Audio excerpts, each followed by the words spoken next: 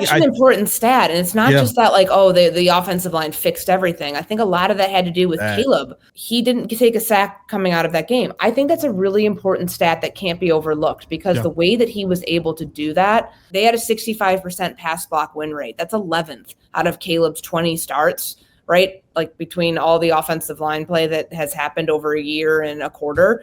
Right now for him, that's not the worst. It's not the best, but it's right there in the middle. He made them right in some of those instances, which to me, that is a takeaway.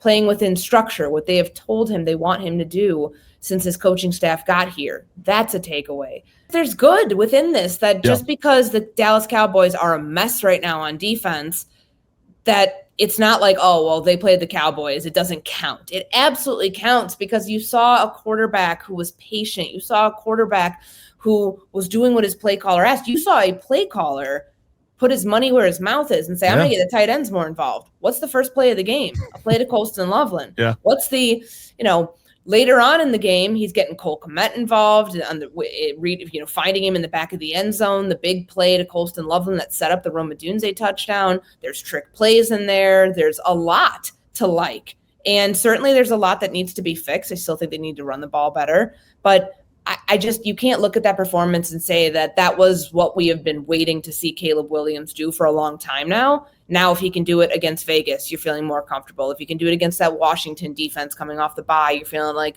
it's working. It's not just a one-off. It's actually working.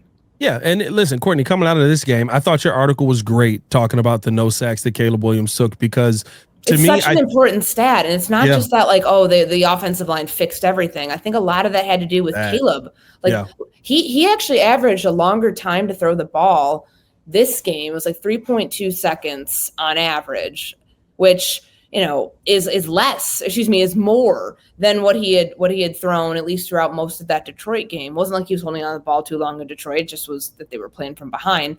But I think that shows you he could make right when the offensive line might have been in a disadvantage, at a disadvantage. And I think that to me is a major growth from the quarterback, that he isn't ejecting from the pocket every time something doesn't go right.